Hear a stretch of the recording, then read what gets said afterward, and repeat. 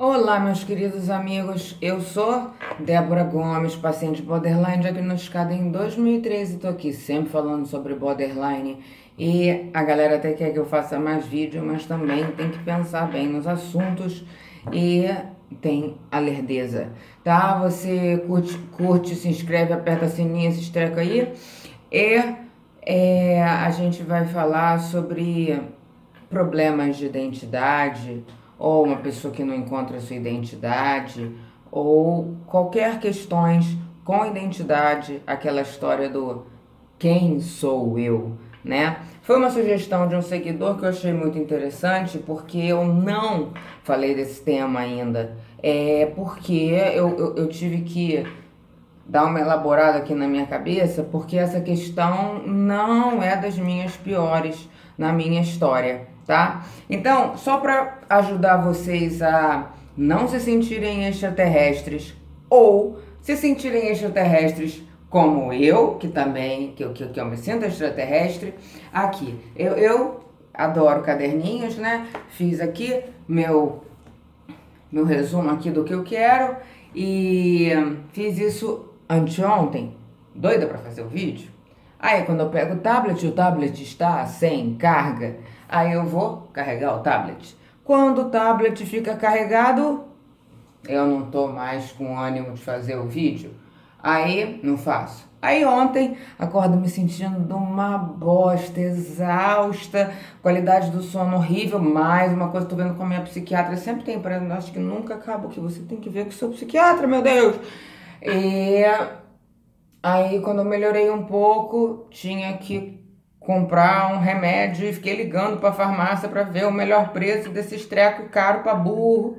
E aí também quando consegui fazer o que eu queria fazer, já estava morrendo de fome, também não fiz. Aí hoje acordei meio bleh, mas menos bleh, então já é uma coisa boa. E tô aqui falando com vocês. Isso aqui não é desgraça não, é só porque é assim, entendeu? Então, vamos lá. É, é uma coisa meio filosófica, né?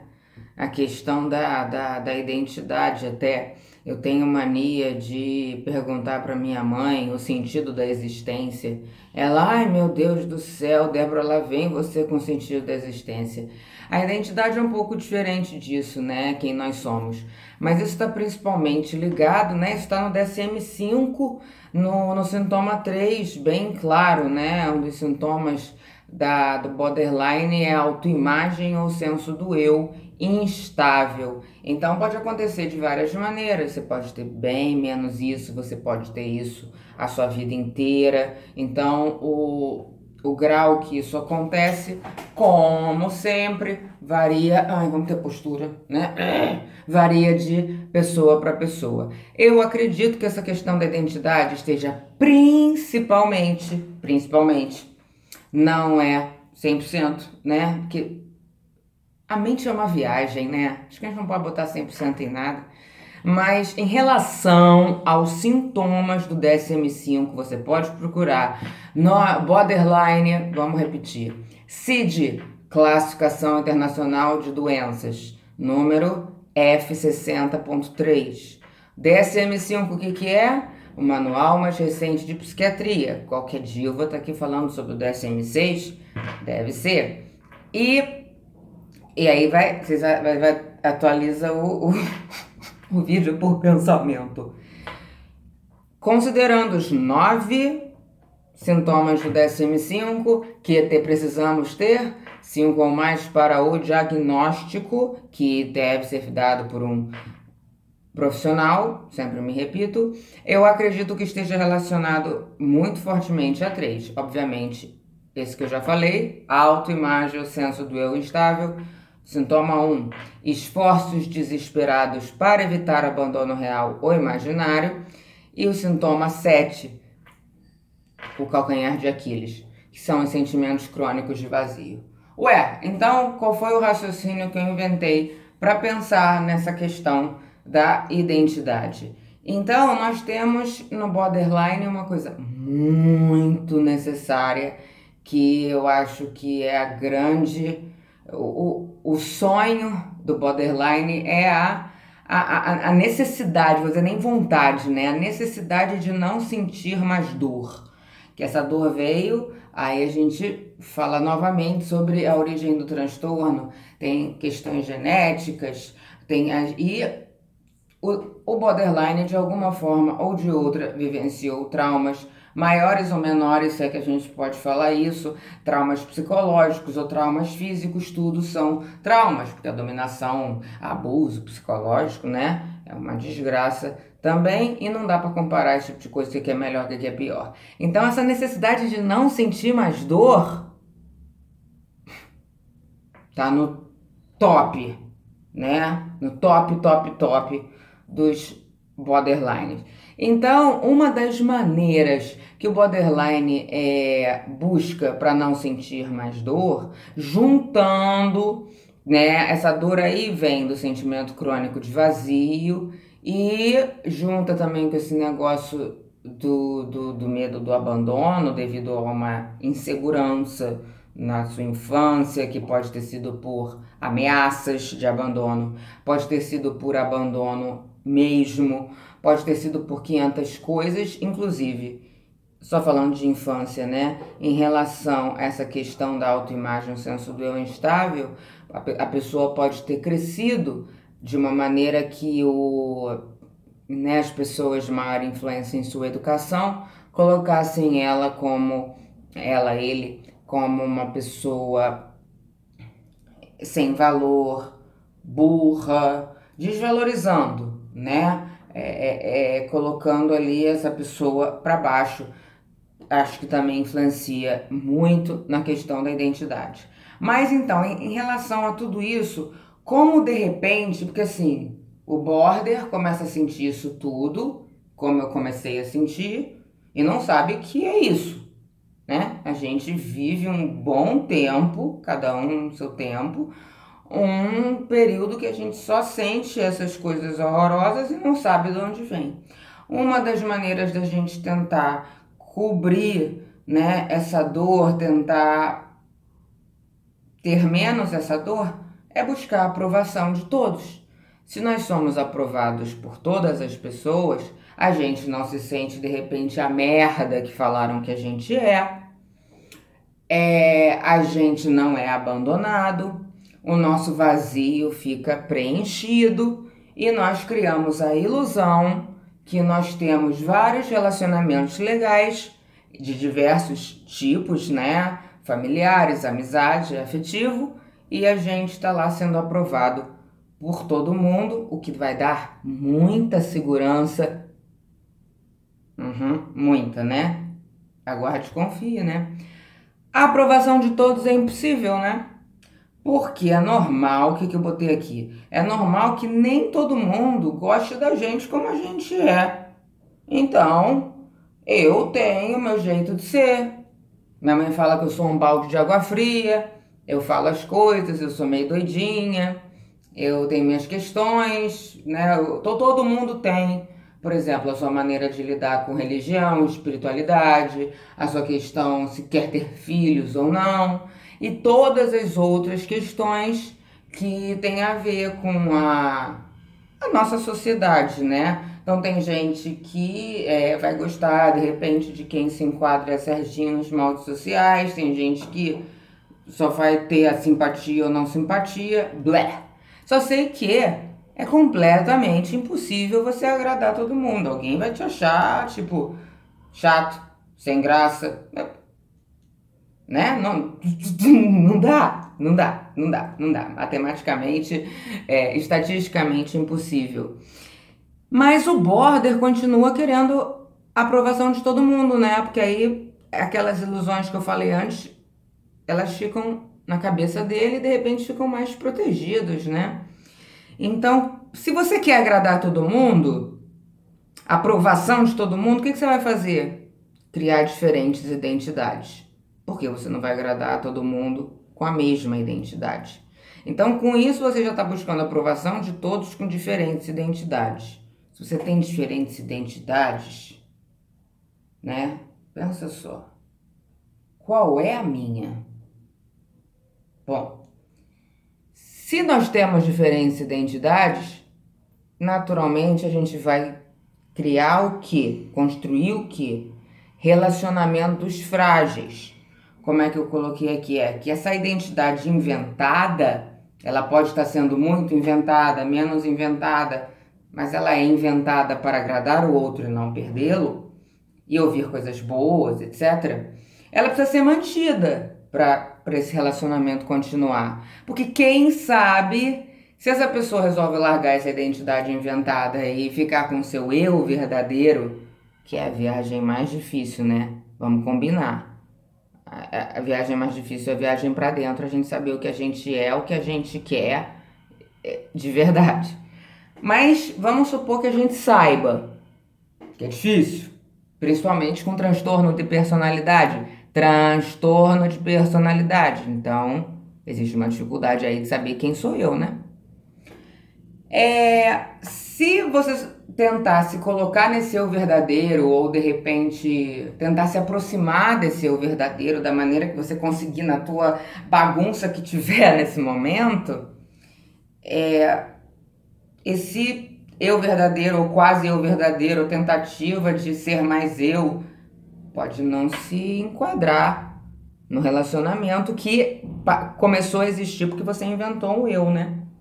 E em relação a esse relacionamento, você tem codependência, porque você resolveu ter esses vários relacionamentos que te aprovam para você largar, diminuir a tal da dor pavorosa que é aquele roto-rooter que, né? A gente já conversou. E aí eu continuei minha lógica aqui. Se você é psicólogo, quiser me comentar, gente, eu não falei. Me segue lá no Instagram para falar comigo que é mais fácil. Eu não sou o TPB. Aí, ó, eu não respondo muito aqui. Não sou muito tecnológica. Talvez pelo meu nascimento em 1981, porque eu não gosto. Porém, minha viagem, se você é psicólogo, venha dizer o que você achou da minha viagem. Com isso, a gente cria o quê? Diversas identidades. Para quê? Para ter diversas relações onde somos aprovados. Aí eu vou puxar mais um sintoma do DSM-5. O sintoma 2, relacionamentos intensos e instáveis. Aquela história do 880, que você começa valorizando todo mundo. Deixa de ser. E aí daqui a pouco, de repente, você percebe que, porra, que coisa chata. Aí desvaloriza, vai embora assim, ó. Então, relacionamentos intensos e instáveis. Por que é instável, né? Nesse caso desse vídeo, né? Porque você não tá sendo você. Tá sendo intenso porque, de repente, vai facilitar, vamos dizer assim, a intensidade, acredito eu, porque você tá inventando uma coisa que o outro quer ver. Isso o narcisista faz muito, só que com outra intenção. Só dar um parêntese aqui, porque a galera gosta que eu diferencie borderline e narcisista. O borderline vai criar uma nova identidade para ser aprovado e ter aquela relação para preencher o seu vazio. O narcisista vai criar essa nova identidade para que o outro fique extremamente encantado e com isso fique na mão dele para que ele domine a situação. Esse é o quadro generalizado.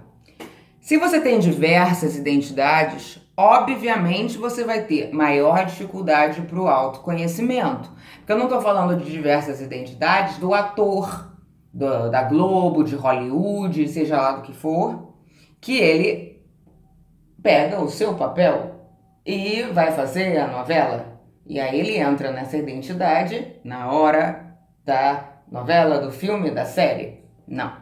A gente está falando de uma identidade que foi criada para agradar os outros e que de repente, ou muito provavelmente, não sei aí onde é que fica, porque eu não tenho muito essa experiência, sei lá se eu consigo explicar o que aconteceu comigo. Para você se encaixar no outro, né? Então, assim, até que ponto o borderline vai se encaixar, acreditar, esse é o verbo melhor, acreditar nessa identidade. Eu acho que isso a pessoa fica meio perdida. Aí, quem sou eu? Quem sou eu? Quem sou eu? Né? Porque, caraca, é tanta coisa e você não sabe que você tem essa questão do transtorno de personalidade, ou então você já sabe, mas você ainda não está conseguindo atuar nisso. E aí você tá com essas diversas identidades, crente, crente, crente, que, pô, conheci aqui, principalmente o relacionamento amoroso é o calcanhar de Aquiles, né? Conheci uma pessoa assim, assim, que gosta disso aqui, assim, assim. Ah, então eu vou deixar de fazer tal coisa, eu vou começar a fazer tal coisa, e aí, pô, isso aí é uma parada que, carioca, né? É uma parada que vai, eu vou conseguir chegar perto dessa pessoa, né? Aí você começa a fazer isso e de repente você nem sabe que se você é aquilo ou não, porque teu objetivo maior é levar essa pessoa para tua vida. Mas aí valoriza ainda mais o tal do 880, né? A desvalorização não, a valorização e a desvalorização. Por quê? Porque de repente essa identidade que você criou, quanto mais insuportável ela é para você, que você não vai pensar nisso no início, porque no início o teu objetivo é obter aprovação. Vai ser mais difícil você se manter nessa história. E você vai desvalorizar mais fácil, porque está sendo insuportável você ser aquilo. Mas ter essa consciência já é um avanço. Se você tem já primeiro você para de se desvalorizar totalmente, mas quando a gente já tem a consciência sobre isso, por exemplo, esse seguidor meu que veio me dar essa ideia, ele tem essa consciência sobre as questões de identidade. Então isso é um passo muito importante, porque é o primeiro passo para a gente melhorar as coisas. E não é um passo pequeno, não, tá? Se você tem maior dificuldade para o autoconhecimento, você tem o quê? A manutenção do transtorno de personalidade borderline como um ciclo vicioso, digamos assim, acredito eu. Por quê? Porque eu já falei aqui, vocês podem ir no vídeo Terapia para o Borderline. Qual é a importância da terapia borderline? Que eu falo que ela é essencial para um transtorno de personalidade. Uma das coisas mais importantes é o autoconhecimento e saber quem nós somos. Tem várias postagens minhas que eu já falei sobre isso. A importância do não. Eu não quero isso. Porque isso é ruim. Porque o borderline tem a tendência a entrar em relacionamentos tóxicos. Relacionamentos tóxicos, codependência. E tudo isso, nós temos a nossa tendência inconsciente de repetição, de repetir padrão, né? Então, eu falei no vídeo Terapia para o Borderline, expliquei, né, a diferença, dividi aqui como se fosse assim a nossa mente. Aqui em cima a gente tem as coisas que aparecem, aqui na interpretação do Dr. Daniel Fox, que eu gosto muito, ele chama de surface content, né, o conteúdo da superfície. E tem também o core content, que seria o conteúdo de base, central, alguma coisa assim. Como que eu botei? Você não lida com o seu crescimento pessoal, desenvolvimento e independência do eu, da identidade. Como é que é a independência, desenvolvimento, crescimento do eu? É o autoconhecimento, é você saber o que você quer e o que você não quer para sua vida. Coisa que eu falo muito pra galera. É isso que você quer para sua vida? Quando as pessoas vêm me falar sendo border ou não sendo border, isso não é um problema de border, isso é um problema do ser humano. Se manter em relações ruins, né? Por isso que tem um monte de coisa falando aí sobre ficar em relacionamento tóxico, como se livrar, blé. Manter o transtorno de personalidade borderline, não crescer na sua melhora, devido à falta do autoconhecimento, que é uma viagem isso tudo, né? É a manutenção desse conteúdo central, basal do inconsciente, cheio de traumas, etc. Crenças destrutivas. Borderline tem muita mania de se colocar para baixo. Então vamos supor, o borderline, nossa, falam comigo isso o tempo inteiro.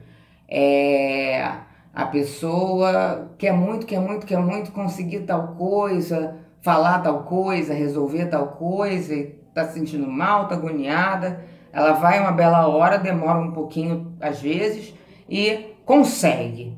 Aí de repente sofre uma consequência devido a um afastamento, que é muito difícil pro borderline, e o borderline começa a falar que ele é um merda, que ele não serve pra nada, que não sei o quê.